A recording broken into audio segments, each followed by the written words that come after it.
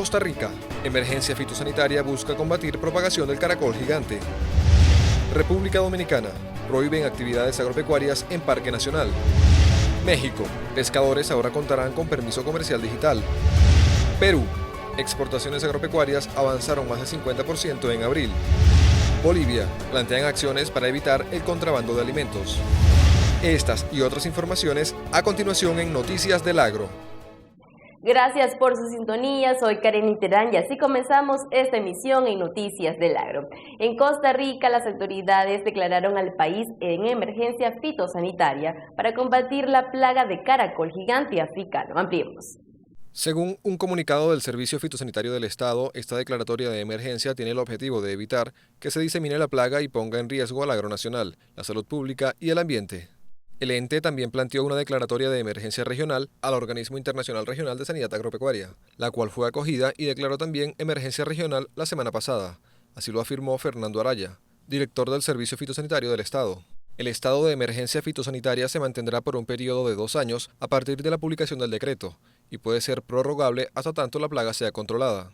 Las autoridades del país centroamericano estiman que la plaga pudo llegar a Costa Rica por medio del transporte de personas y posiblemente vía terrestre o aérea. Incluso manejan la hipótesis de una introducción de manera premeditada. En informaciones de República Dominicana tenemos que el Ejecutivo de ese país decidió vía decreto prohibir las actividades agropecuarias en un importante parque nacional de la isla. Veamos.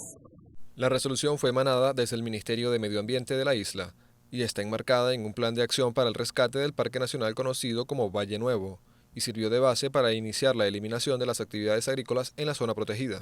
La resolución otorga un plazo de 100 días para cosechar o retirar los cultivos en desarrollo y para desmantelar las infraestructuras y equipos relacionados con los cultivos agrícolas y la pecuaria. El decreto explica que transcurrido ese plazo el Ministerio retirará cualquier actividad que atente contra la integridad del Parque Nacional, en cumplimiento de un par de leyes que regulan las actividades de conservación en el país. En Venezuela, la Confederación de Asociaciones de Productores Agropecuarios exigió la puesta en marcha de un plan de vacunación contra la COVID-19 en las zonas rurales del país. Repasemos. Vía Twitter, el organismo advirtió que si la pandemia por COVID-19 hace estragos en las zonas rurales del país, se verá afectada la alimentación de los venezolanos. FedeAgro, el ente que realizó la petición, reúne a 72 asociaciones y más de 12.000 agremiados. El presidente de la organización, Celso Fantinel, indicó a la agencia FEAGRO que el campo en Venezuela no ha dejado de trabajar pese a la pandemia. El ejecutivo estima que unas 50 personas entre trabajadores del campo, productores y familiares han muerto en Venezuela por causas asociadas al virus. En México, la Comisión Nacional de Acuicultura y Pesca anunció que puso en marcha el permiso de pesca comercial electrónico, el cual sostienen beneficiará a alrededor de 300.000 personas que se dedican a esa actividad en el país norteamericano. El ente oficial estima que con esta medida se reducirán los tiempos de gestión, agilizarán la operación en el sector productivo y evitará la falsificación de documentos, así como posibles actos de corrupción en perjuicio de los pescadores. En el comunicado se destaca que esperan este sea el primer paso hacia la digitalización de todos los trámites que lleva a cabo el organismo. Refiere a la dependencia federal que el permiso es un documento que otorga la Comisión Nacional de Pesca para llevar a cabo las actividades de pesca y acuicultura que se señalan en la Ley General de Pesca y Acuicultura Sustentables. Explican que este beneficio aplica a todo tipo de embarcaciones pesqueras en toda la franja costera del país y tiene una duración de entre 2 a 5 años, lapso en el cual se les permite la actividad pesquera comercial. En Perú, las agroexportaciones crecieron más del 50% durante el mes de abril. Así lo indica el reporte del Ministerio de Desarrollo Agrario de ese país. Entre los productos más destacados se encuentran los aguacates y espárragos. Según la cartera agropecuaria, el comercio exterior agroalimentario generó para el país 526 millones de dólares. Las exportaciones agrarias tradicionales totalizaron 13 millones de dólares, cifra que significó un 23% más que en 2020. Mientras que las agroexportaciones no tradicionales obtuvieron 513 millones de dólares. Respecto al envío de productos agropecuarios en los primeros 4 meses del año 2021, el organismo reportó ingresos por más de 2.000 millones de dólares para el país. La mayoría de los envíos correspondió a agroexportaciones no tradicionales como uva fresca, aguacate, mango, espárrago y arándanos. Los principales países de destino fueron Estados Unidos, Holanda y España.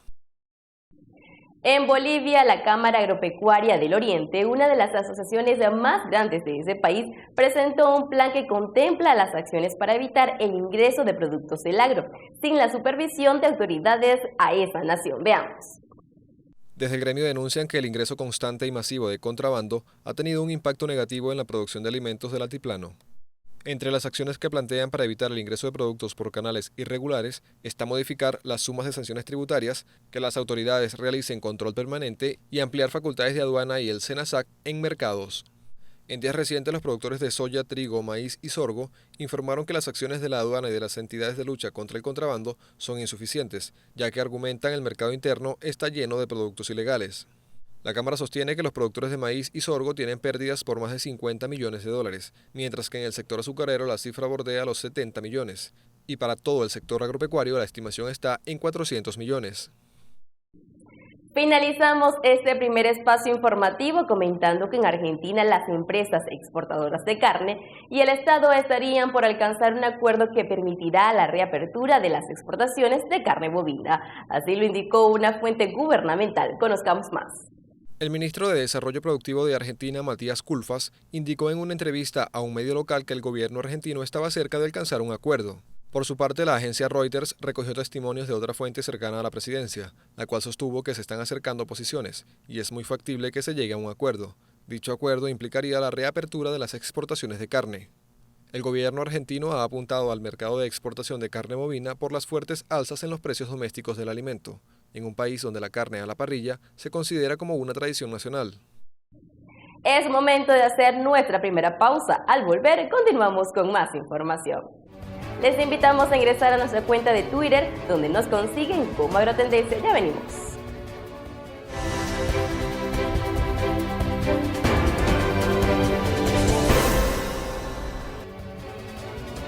Efectos ambientales pueden afectar el ADN humano.